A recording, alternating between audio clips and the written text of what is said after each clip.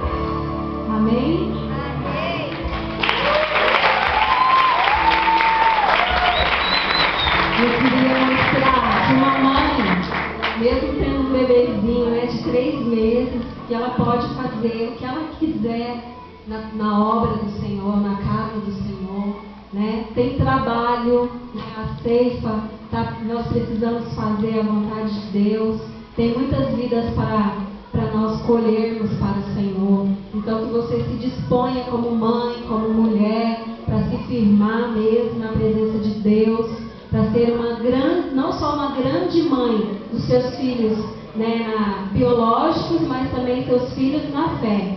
Amém? Quantas mulheres aqui ainda não têm discípulas, que ainda não tem alguém que ainda não ganhou? Vamos ver, levanta a mão. Não tem problema, mas que você vai ter, tá bom? Amém? Então levante todas vocês as mãos. Levante as mãos. E diga assim comigo: em nome de Jesus, eu vou ser mãe de muitos filhos espirituais que eu vou ganhar para o Senhor Jesus. Amém? Você ter discípulo é isso, é você ganhar muitos filhos para o Senhor Jesus. E nós, né, não só as mães, mas os homens também, como pais espirituais, vamos ganhar as vidas, né? São Paulo é muito grande, tem muita gente para ser ganha para o Senhor. Amém? Eu queria pedir para as crianças para vir ajudar.